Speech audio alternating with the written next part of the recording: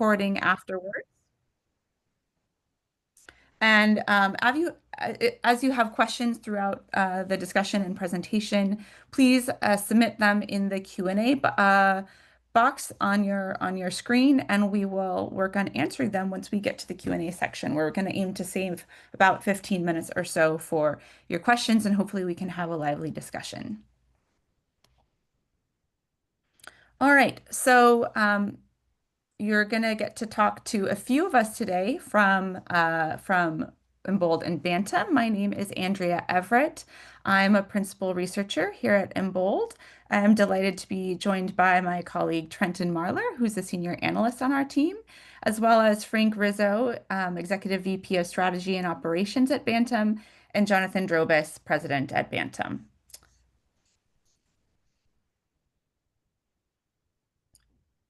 Just want to give you a quick little overview of who we are here at Embold Research in case this is your first time attending one of our webinars or talking with us. So we're the nonpartisan business unit of Change Research. We launched in 2021 in order to provide clients with a fresh take on public opinion measurement and help leaders really understand Americans' wants and needs. We bring expertise in methodological innovation, research design, public opinion, and strategic consulting across a variety of topic areas with a real focus on helping organizations that are in need of nonpartisan research. And thanks everyone for joining today. It's great to be here. So Bantam Communications we're a specialized public affairs firm that focuses on building advanced energy across the country. At our core, we run campaigns for our clients. Those are campaigns to get specific renewable projects built in counties and parishes and spots across the country, as well as communications and public affairs efforts to create the environments for success around those projects. And that means everything from statewide and regional communications efforts around regulatory and legislative efforts to kind of broader education and communications efforts. And we do that for developers and for nonprofits and advocacy organizations that are aligned with our mission of deploying as much clean energy across the grid as possible. And looking forward to talking with you all today and the really interesting and fascinating results of the work that Embold has done. So let's get into it. Great. So the survey that we're going to be sharing results from today was in the field just about a month ago, from August 26th to 29th. It is a pretty big, dense, meaty poll, and we're going to share not all of the results, but we're going to try to cover quite a few topics today. This poll focused on registered voters across the country, and we had a large sample, a little bit over 2,000 voters, 2,160 to be exact, for the full sample. The margin of error to keep in mind here is 2.3 percentage points. We will be able to dive into a lot of subgroups with a sample size this large, and I'll be doing that throughout the presentation. So just keep in mind that that margin of error would be larger when we start getting into some of those smaller subgroups. Okay, so I just want to share high level a few of the key findings that we're going to talk about, major themes in this data. So first, voters are really quite concerned about the energy system's ability to deliver affordable and reliable energy, which are things that they see as key energy priorities.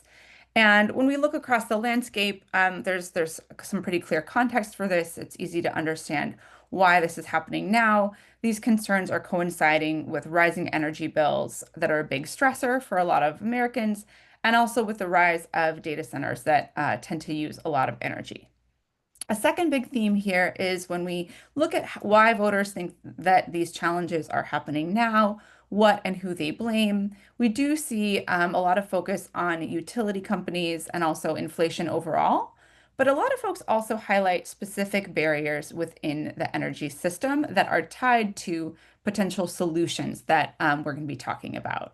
So people highlight things like aging grid infrastructure, lengthy permitting processes, and inadequate investment in new capacity to meet growing demand as things that they see as barriers to addressing the challenges that they're facing with their energy bills and their concerns about reliability. And then finally, we see that large majorities support solutions to address those challenges and those barriers, including permitting reform, infrastructure and transmission upgrades, and developing new energy resources. At the same time, uh, while we see bipartisan consensus on some of these solutions, permitting reform and infrastructure upgrades in particular, we also see sharp partisan divides on preferred energy sources. And so we'll unpack a lot of what that means in the conversation going forward. Okay, so the first set of results I want to share focus on energy costs and reliability, which voters highlight as their top two energy priorities. But these are also areas that are causing them a lot of anxiety these days. I think, as you know, if you are paying attention to either politics or energy these days, rising prices have become a really hot button topic, and that's broken through into the mainstream this year. So one thing we tried to do in this survey was to put some numbers and some nuance to how people are feeling about this and how it's affecting them in their daily lives. So this graph shows the results of a question about energy priorities. How important do you think each of the following energy priorities is for the United States today? And I think it's really worth highlighting these results because at a time when it's difficult to get Americans to agree about anything, we see an overwhelming degree of agreement on the importance of these goals. So we see that just about 9 in 10 registered voters across the country say that it's critically important or very important to ensure reliable electricity that doesn't go out. And then more than 8 in 10 folks also say that it's critically or very important to modernize our energy infrastructure and grid, which is probably tied in folks' minds to that reliability concern. And also, more than 8 in 10 folks say that it's critically or very important to keep energy costs as low as possible. So we've got a very wide degree of agreement on what the priorities need to be. Next, we asked voters how concerned they are about these same issues of energy costs and reliability. How salient are these priorities to people? How much are people thinking about them regularly? And how are they weighing on people? So, first, we put this in terms of what's happening today. And we found that 7 in 10 voters report that they're extremely or very concerned about both the cost of energy today, so that's 70% of folks who say that, and the reliability of the US electrical grid. That's 68% of all voters. Now, when we ask people about the reliability of power in their own local area, we see a drop off, a smaller percentage who are extremely or very concerned. That's just 50%. But that's still half of people who are saying that, uh, probably based on their own experiences and what they know is going on in their area, they're very or extremely concerned about the reliability of their power sources. So these numbers suggest that these are both highly salient issues that are causing widespread anxiety right now. And then when we noted that demand for energy is growing quickly or expected to continue growing rapidly the next few years, and we asked people how they expect this to affect the prices that Americans pay for energy and also the reliability of the energy system, we see that a lot of people expect these challenges to get worse rather than better in the coming years. So 6 in 10 respondents said they're very concerned that growing demand for energy will increase the prices Americans pay, and almost half, 49%, are very concerned about how increased demand will affect the reliability of the energy system. I think it's interesting also to look a bit at how these concerns are spread around different parts of the country. So this visual shows how cost concerns are spread out in different regions. It shows our results broken down for 9 different census regions. Um, and one key takeaway here is that these concerns about energy costs are really widespread across the country. In every one of these 9 regions, we see at least 6 in 10 voters who are extremely or very concerned about the cost of energy today. And then there are also a couple of regions that really stand out for being well above this. And those are the Northeast, so New England and the Mid-Atlantic, and then also really the center of the country, from Texas and Louisiana in the south up to the Dakotas and Minnesota in the north. All of these areas, we see at least 3 in 4 voters saying they're extremely or very concerned about prices. This visual shows the same breakdown for the question about reliability in your own local area. And the kind of takeaways here are quite similar if I were to show you the visual for the question about reliability of the grid nationwide. What we see here is a bit more of a couple regions standing out in particular in different directions. So we see that reliability concerns are the strongest in this region labeled the West South Central region. So Texas, Louisiana, Oklahoma, and Arkansas. 67% of people say they're extremely or very concerned about reliability of power in their own local area in that region. And that is 20 to 25 percentage points higher than we are seeing in pretty much anywhere else in the country. Then the other region that stands out here a bit is the mountain region, the Mountain West. And that stands out at the other end. We see lower than average concerns about power reliability in their own area. And we also saw that they were at the kind of lower end on concerns about costs too in that area. Okay, so this question, we wanted to give you all some context for this anxiety. Here we see the results of a question that asked people about how their energy bills have changed over the last year. This is the one that I shared in that poll at the beginning. And we see that 7 in 10 voters report that they're experiencing higher energy bills over the last year. And we can also see that this varies by region. Here I have the regions broken out into four categories: Northeast, Midwest, South, and West. And we can see that the places that people are saying that their bills were most likely to go up, or the most people are saying that their bills did go up, rather, are also the places that kind of lined up with some of the highest levels of concern about prices. So in the Northeast, we see 77% of people say their bills have gone up. And in the Midwest, it's 73%. That's versus just 64% over in the West. Okay, another, I think, question that we were really interested was to understand the impact that energy costs rising is having on voters and their households. And so in this slide, we asked, how much do you worry about the cost of the following monthly expenses for your household?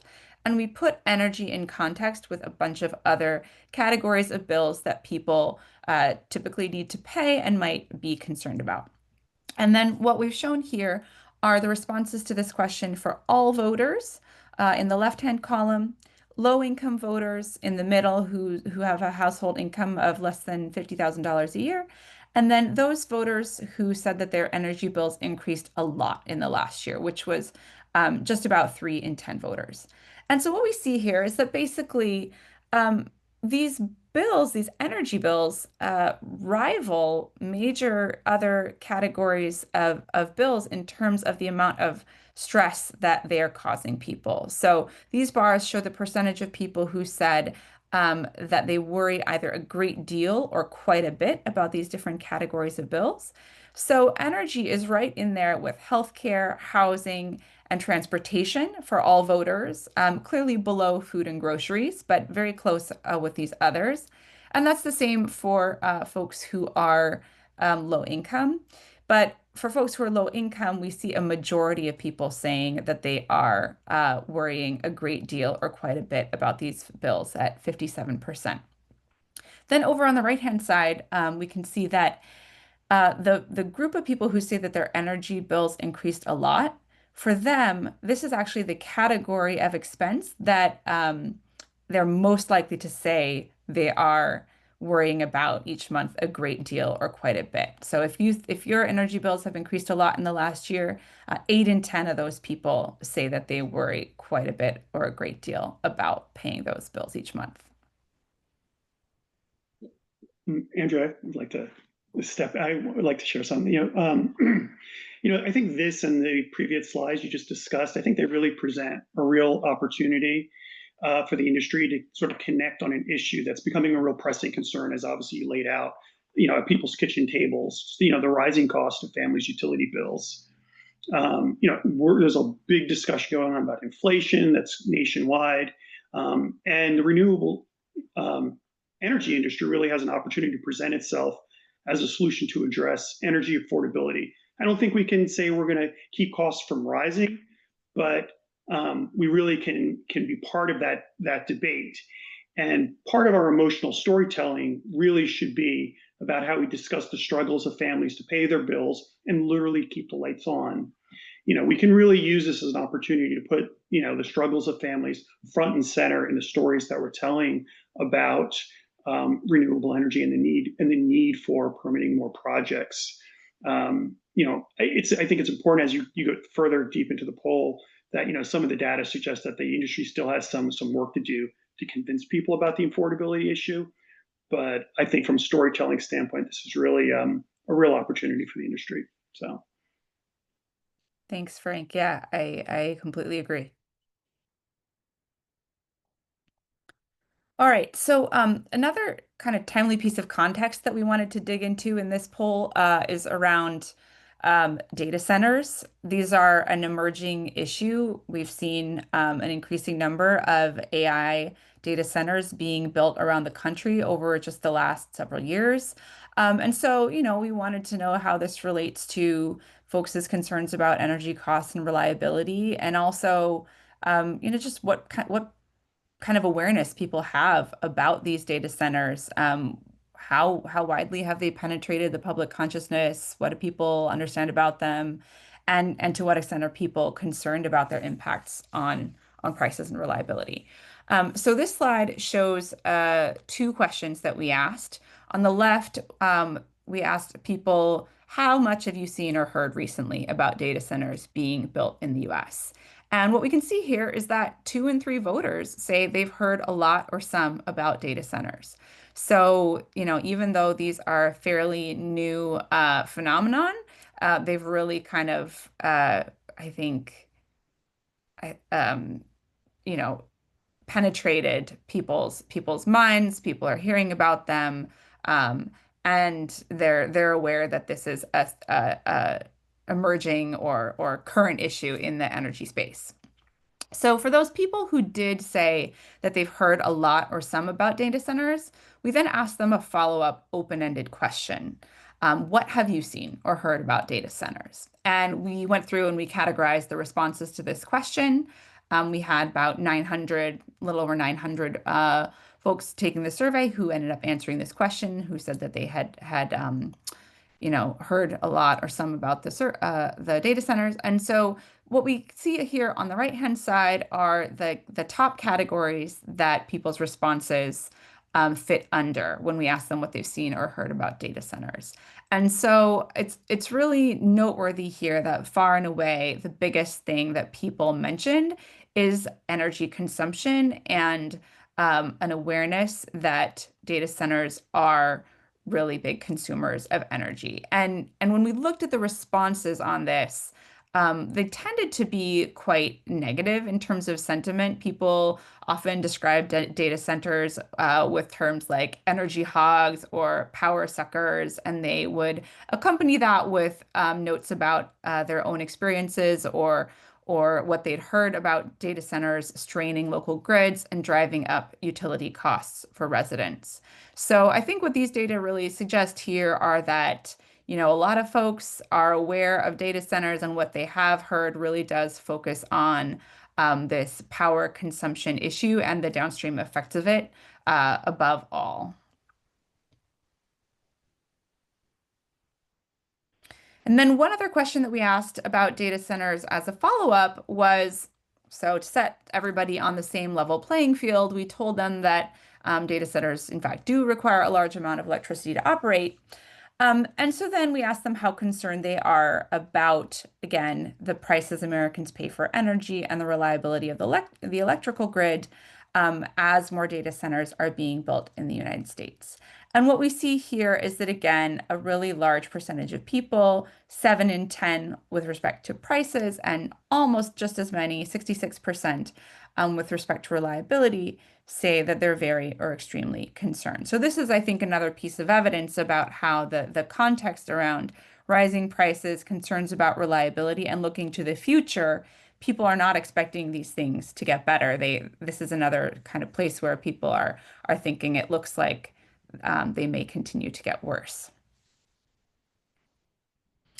Okay, so one thing it's natural to wonder in the face of all this voter anxiety around energy and costs and reliability is what do voters see as the causes of these challenges and who or what do they blame for them? So we asked a number of questions in this survey that get at different aspects of this.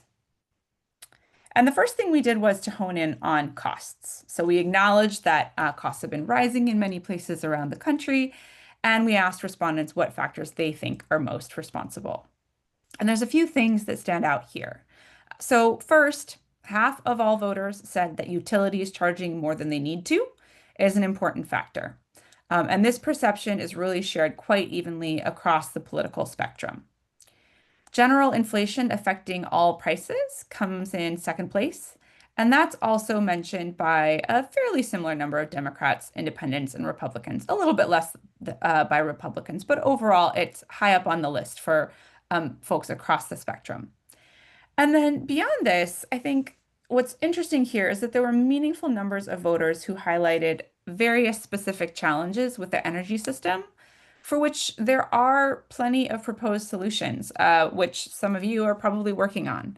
So we see that more than 1 in 3 folks highlighted the cost of upgrading and maintaining aging energy infrastructure. People talked about growing demand for electricity. About 1 in 3 voters mentioned that. Um, People talked about not building enough new energy supply, so the need to put more new energy on the grid. And then for Republicans as well, really just Republicans in this case, there was also quite a bit of emphasis on environmental regulations and emissions requirements. So things that might stand in the way of getting new projects and new energy onto the grid faster. Another important piece of the current energy landscape is the One Big Beautiful Bill Act and the changes that it made to clean energy tax incentives and credits. So this question was geared toward voters' expectations of how the bill's impacts are going to play out in the future. And we asked whether voters think that the bill's end to tax credits and incentives for renewable energy projects will increase or decrease a variety of economic and energy metrics, including the two that we've been talking about, the prices consumers pay for energy and the reliability of the energy grid. And so what we see here is that a clear majority of voters, 56%, think the One Big Beautiful Bill Act will increase the prices that they pay. And in fact, there's more increment on that than on any of the other outcomes that we asked about. And then also a plurality of folks, 45%, think the bill is going to decrease grid reliability. So it's not looking good for the OBBA in terms of voters' energy concerns. But we also want to highlight the extreme partisan differences we see on these expectations.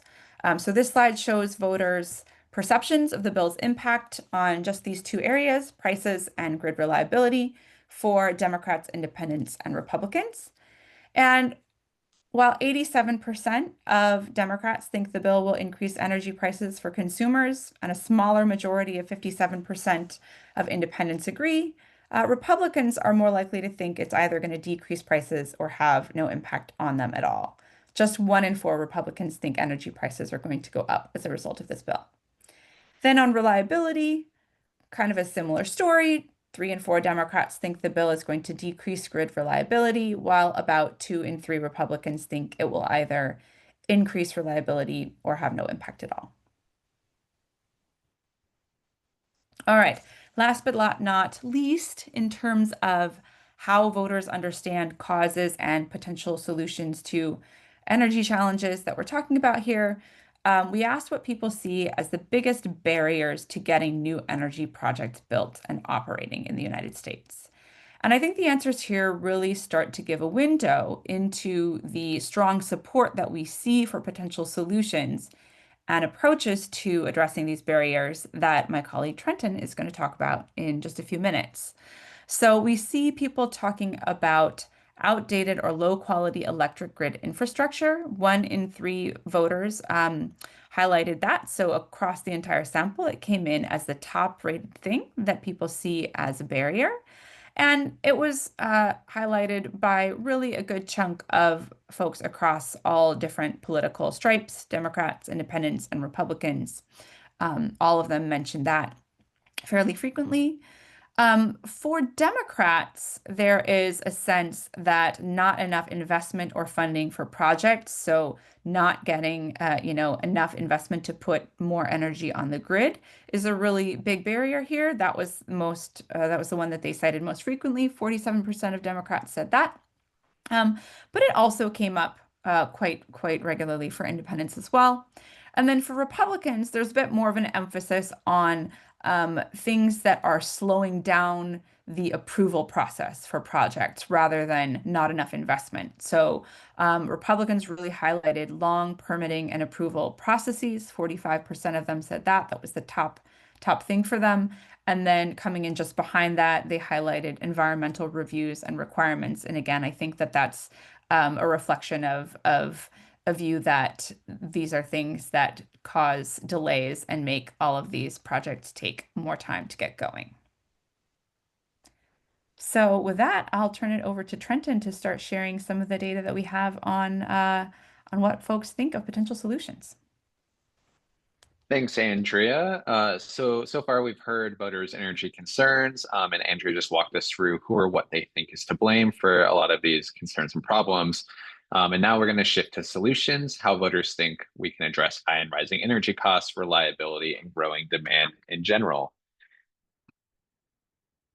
Uh, First, we want to look at just developing more energy. We see a lot of concern about rising demand, and so we want to look at what people want to see the country do in terms of its energy mix broadly. And we see that Americans support developing new energy sources across the board, whether it's renewables, fossil fuels, nuclear, or more emerging technologies like geothermal, hydrogen, and we included battery storage here. Across those different energy sources, we see a majority of all voters overall support developing new sources. Interestingly, the most popular options are actually these new emerging technologies like geothermal and hydrogen that people are most interested in. And we actually see these are the energy sources that are less currently politically polarized, and they're far less polarized than renewables or fossil fuels, perhaps. Focusing on what Democrats would like to see beyond this kind of new emerging technologies, we do see some starker partisan differences on what people would prefer. Democrats show near universal support for renewable energy sources. When it comes to fossil fuels, Democrats are far less interested in having those be part of the energy mix. In contrast, Republicans show their highest support for fossil fuels and nuclear energy. We see large majorities wanting these energy types in the US, but it is worth noting that half of Republicans do support developing renewable energy, as do 6 in 10 rural residents. And I think it's just really important to keep in mind rural folks moving forward, as this is where many of the projects are going to be sited moving forward, whether it's oil and gas or renewables for that matter. And so the perspectives of rural Americans, I think, is pretty critical.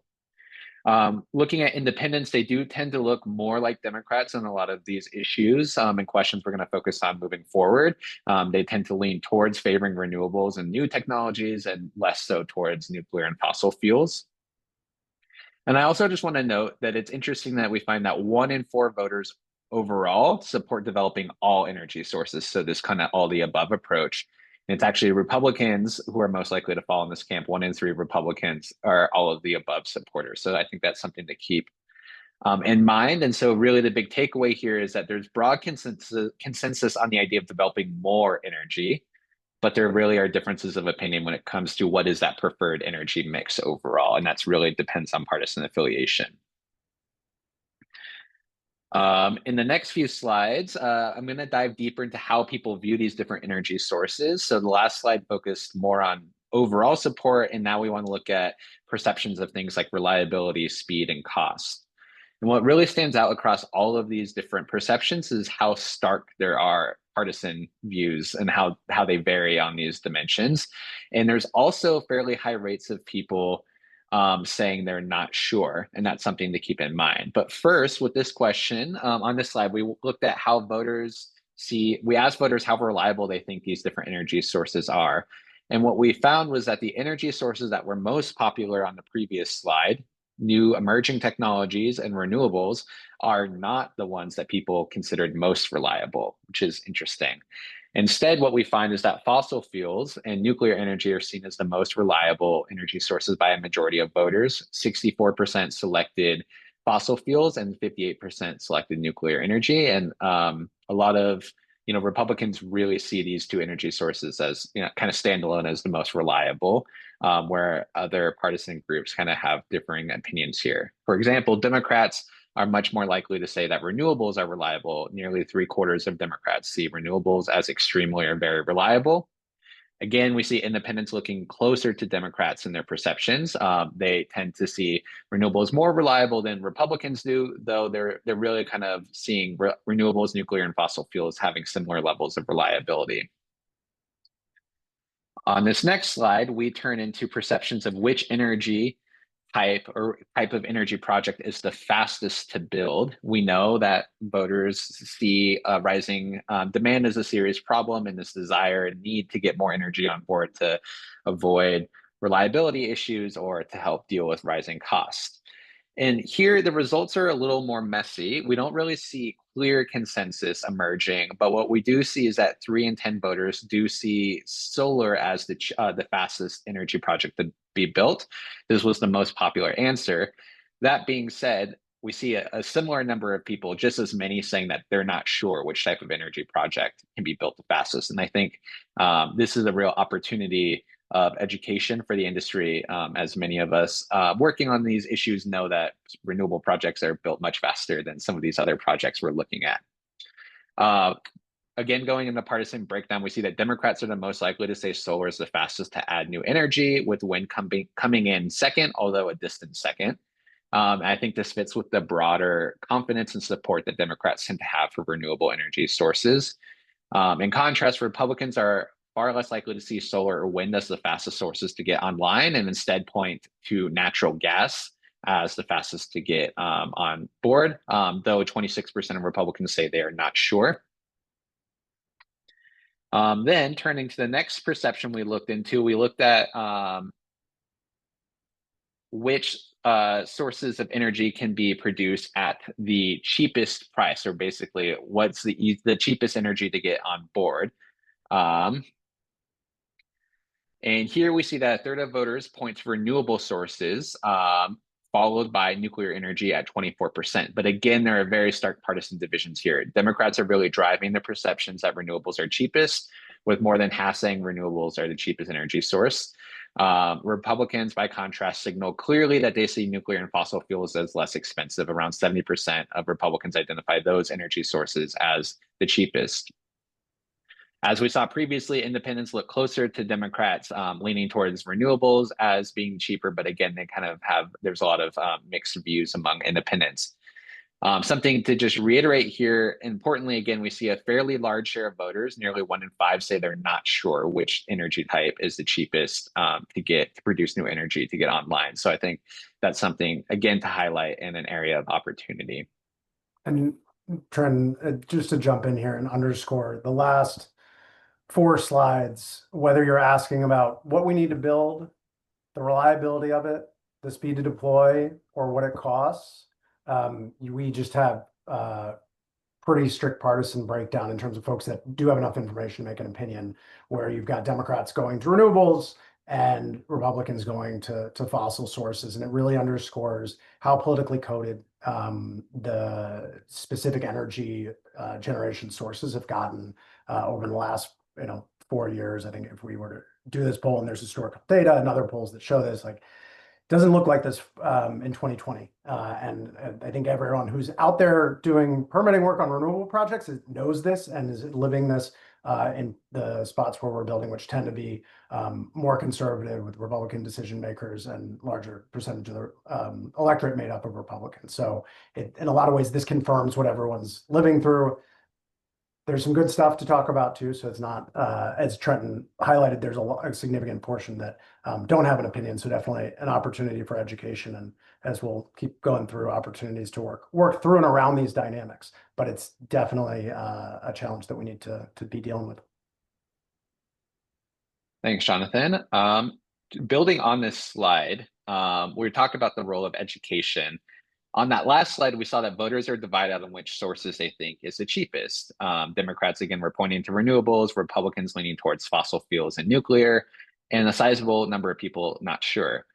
On this slide, what we're doing is we're testing what happens to support for government policies to increase renewable energy development when we tell voters a clear piece of information that renewables are, in fact, the lowest cost source of new energy.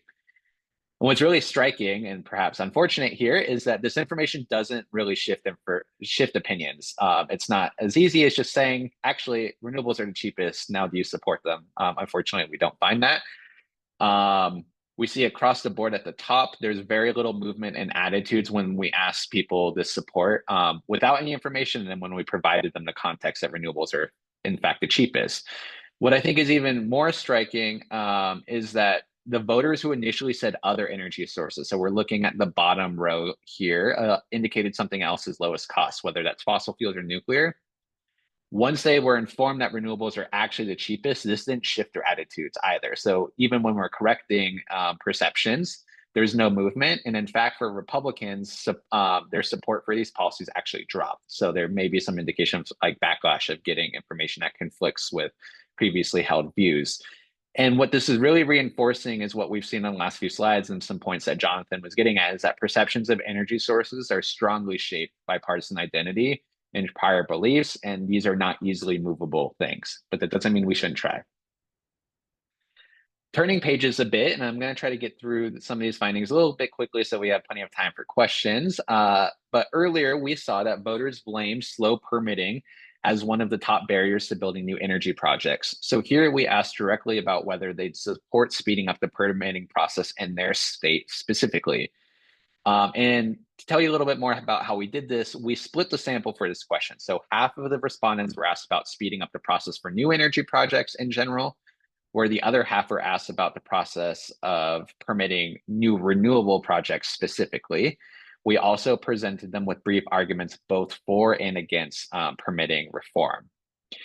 And what we find is that no matter which version they saw, whether they were asked about energy projects generally or renewable projects specifically, support for permitting reform and faster permitting is high. 2 in 3 voters favor speeding up permitting in their state, and this support extends across party lines. And this is an area of clear bipartisan agreement. And in fact, we see nearly 80% of Republicans supporting speeding up permitting for new energy projects generally, and 2 in 3 Democrats. So that's a very remarkable area of bipartisan agreement, which is not common these days. To bring it back to rural voters, who again are really key here because these are the communities that are most directly affected by these siting and permitting questions, we see that they also show majority support for speeding up the timelines for both energy projects generally and renewable projects specifically.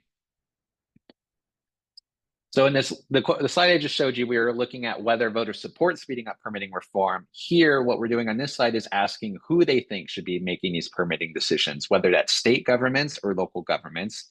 And again, we use a split sample. Some voters were asked about permitting decisions for renewable projects, and others were asked about permitting for oil and gas projects. And again, respondents were given arguments from both sides, why it should be at the state level or why this approval authority should be at the local level. And we see that overall voters are pretty divided. We see no really clear preference breaking out for one level of authority overall. We see that 40% for renewables, 44% favor local control versus 40% for state control, with 16% unsure. The numbers flip for oil and gas projects with slight favoring of state governments. But again, there's not a clear preference where one really has a large majority of people saying it should be state or local. But when we zoom in by partisanship and where people live, we see clearer trends. Democrats tend to favor state level control regardless of energy type. Republicans are more open to state authority for oil and gas projects. At the bottom, we see 47% of Republicans think that this should be at the state level versus 41% at local level. But when it comes to renewable projects for Republicans, this actually flips and gets more dramatic, with Republicans nearly, or just over half, 51% saying that local government should be in control. Rural voters again stand out, strongly favoring local decision making, especially for renewables. And again, this is really important because it's rural communities where many of these projects are being built, and they would like this decision making to be done at the local level. And our final substantive findings slide from the survey is we wanted to look at how voters respond to candidates who make building certain energy projects a priority. What we see that voters show the strongest support for a candidate that prioritizes building new transmission lines and upgrading the grid. Nearly 3 in 4 voters say they would be more likely to support this candidate, including a majority of voters across the political spectrum, with very few saying they are less likely to support someone who prioritizes kind of grid upgrades and new transmission lines. When it comes to renewable projects being a priority, a majority of voters say this would make them also more likely to support the candidate, but there's a really strong partisan disagreement. Democrats are much more likely to support this candidate, as are a plurality of independents. For Republicans, though, a candidate prioritizing renewable projects actually leads to less support. And I just comment quickly on this and on the next slide, because I really do think the bottom part of the slide about the Republicans is something we all should take heart, like that, to really examine closely, because it's really a 5-alarm fire essentially for people building these projects. When 54% of Republicans are less likely to support a candidate who supports building a solar wind project, we really need to take notice that we're losing these voters. These local Republican officials are the people who are voting for these projects, and we can't afford to lose them. You can go to the next slide, Trenton. If you can go to the next slide, if you'd like. I think I'm on the slide you want now, or 32. Yeah. Oh, yeah. Sure. This is great. Yeah, and it's one of the reasons at the heart of the moratoriums where 20% of the counties have some sort of restriction, and this problem is just going to get worse. And I know there are a lot of people on this call working on this issue, but we're at a point now where fighting these county by county is getting more and more difficult, and we're going to need larger and larger communications programs that are either statewide or national to really kind of counteract some of this perception that's going on in the partisan differences that the poll is showing. So maybe we can move on to the next slide. All right, I know we want to save time for questions, so we'll try to get through our wrap up quickly, and hopefully we can continue our wrap up by answering your questions. But we've shared a lot of information about what voters think, their concerns about cost, reliability, permitting, rising demand in the grid. But what does this all mean for new efforts to actually develop renewable projects across the country? I know many of you here are, in that battle of trying to get the renewable energy transition to happen. And so in the next few slides, we lay out how to frame and advance renewable projects in today's environment, given what we've learned today. And what our data is showing is that there is some common ground across the political spectrum. People share concerns about reliability, affordability, rising demand, and the need to modernize the grid. And so the solutions we advance must speak to these shared priorities.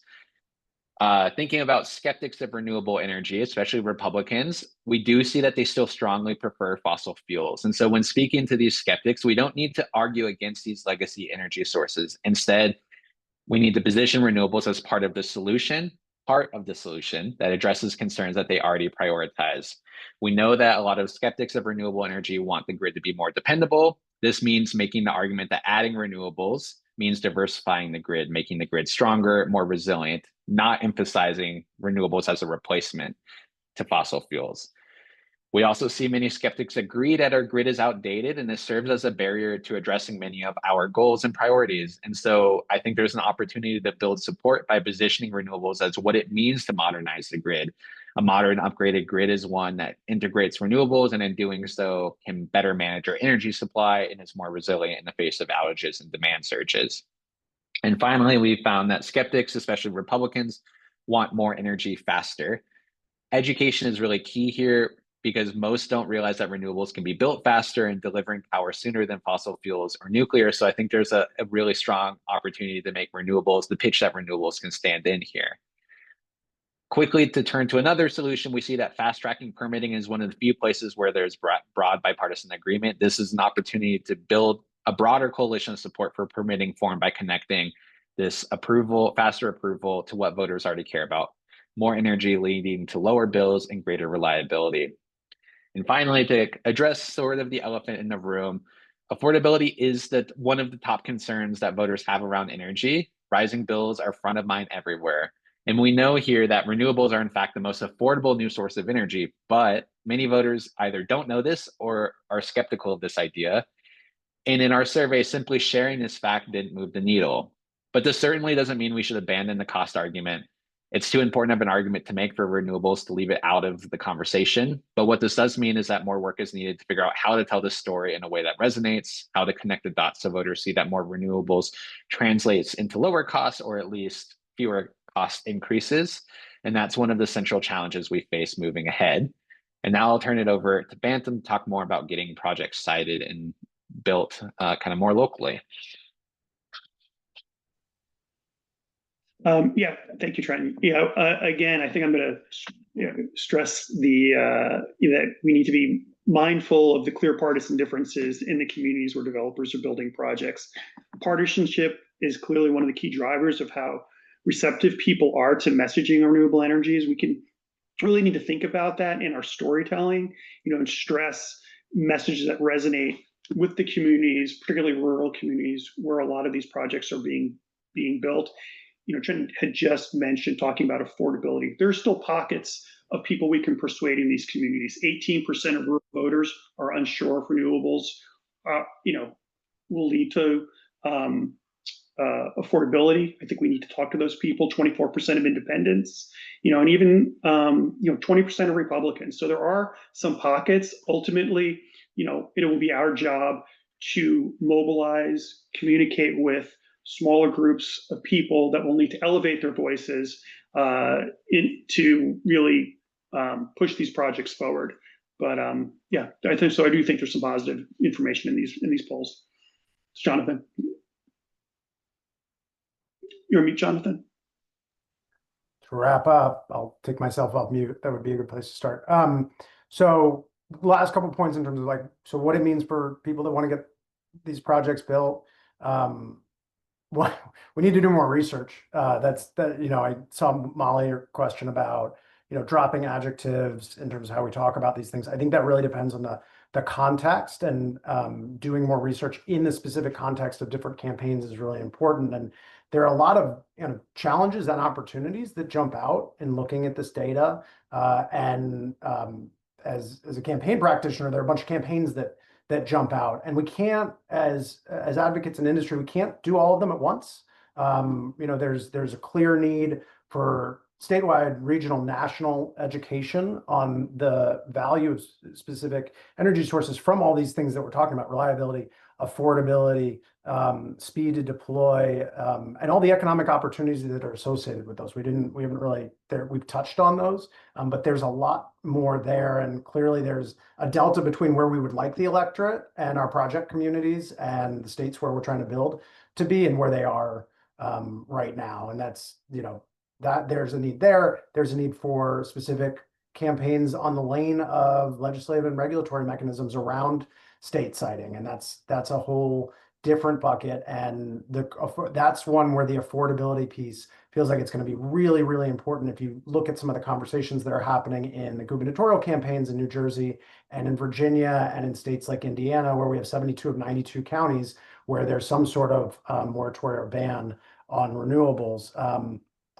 But if you're building a project and in a county or parish, we can't take all that on in the same context of trying to convince a community that they should give us permission to build a solar wind storage transmission project in their community. Those campaigns really need to be, and I think this goes for both local and state campaigns, statewide campaigns. We need to localize those They need to be grounded in a clear understanding of the economic story and the history of the communities whose permission we're seeking to build in, and craft narratives and messages around that. And again, there's, where you can do it, I think it's great to do more research in those specific contexts. But we know one of the ways to break through these challenges is to recruit and engage validators who are trusted in those communities, because if we have skeptical audiences, and we do,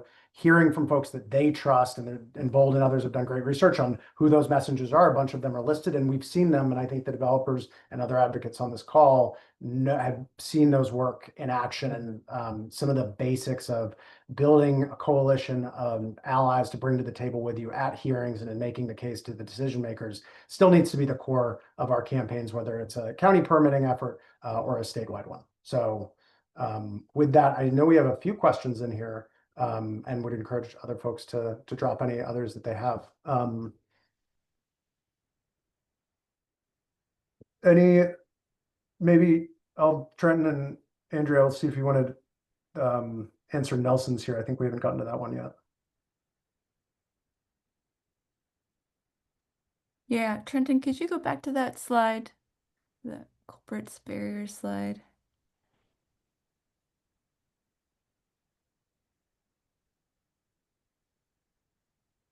So I think it was maybe the final one. Nelson, correct me if I'm wrong here. I think it was the one about the barriers. Oh, new projects being built. Yeah, the new projects here. Okay. So this one. I mean, I think what you see here is that there's three that come in like very close to each other right at the top when you look at all voters, right? So between 30 and 33% of all voters are highlighting not enough investment or funding for projects, long permitting and approval processes, outdated or low quality electric grid infrastructure, all of the things that where we just talked about potential solutions to those issues. And those are really close here in terms of people's perceptions of them as barriers. Where we start to see the difference is when we start looking at the kind of perceptions of folks in different partisan orientations, with the Democrats really emphasizing the need for more investment, and the Republicans really emphasizing the need to speed up approvals and move these projects along faster with fewer, regulations and delays on time to get them up and running. I'd like to comment on Molly's question. I think we have to be really deliberate about the words we're using when we're talking in communities about how we describe these projects. And I think the industry is still finding its voice there. I know a lot of clients I talk to are having this conversation now, but I think it's also, as an industry, we also need to be like talking to like their, and governors with the voices on the national Democrats, because they're helping to pull the way they talk about renewable energy is also contributing to the polarization of the electorate in the communities where we're fighting. So in a way, they're not helping as much, and they need to be in check, and we need to find a way to influence that national dialogue in a way that's beneficial for permitting. But also the industry itself. I feel sometimes when we're together on these calls and at conferences, the way we talk about renewables, clean energy, transitioning away and carbon and to carbon free, and then we go into communities, we have a different conversation, right? I think we really need to be authentic about how when we're together versus also when we're out into the field. And I think that's something we need to kind of really think about. We can't have these two conversations going on, because I think the authentic, we're not having authentic conversations then in the community. And I think people are recognize that. So I think that's something we need to address as an industry. Totally. I said there's one question left. I'd just jump in. Is like, in terms of making cost and affordability part of the right strategy, I think it's got to be part of the strategy. I think what comes through really clearly is affordability and reliability need to be part of it. But again, it depends on the context, and it needs to be wrapped around some other things that are specific to the objective of the campaign in terms of whether you're talking about a project or broader education.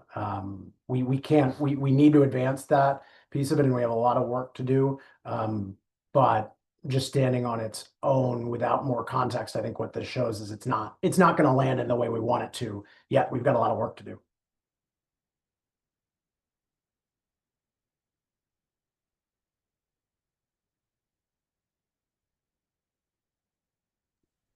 Tom added a question about conservation of energy and sort of energy efficiency. Doesn't that need to be in the mix of energy sources? I think that's a very fair question, and it wasn't something that we addressed in this survey. I've certainly done quite a bit of survey research in the past that has asked questions around um, energy efficiency and seen a lot of support for efficiency. It definitely is tied to perceptions of saving money, right? People like solutions that are presented as efficient because they help them save money generally on their bills. So I think that, tying that to this kind of affordability conversation is that's a big part of the conversation in the ecosystem. It wasn't part of this survey, but definitely very good point. I think I just to add to in a previous survey that we did at Embold earlier this year, we did find that one of the biggest concerns people had around cuts to clean energy and energy development more generally we're focusing on the loss of tax subsidies and tax credits for um, like home improvements around energy efficiency. So I think that's something that has more bipartisan support is the idea of people wanting to make their homes more energy efficient, to Andrea's point, generally to save money. And that's an opportunity where we see more agreement across partisan lines.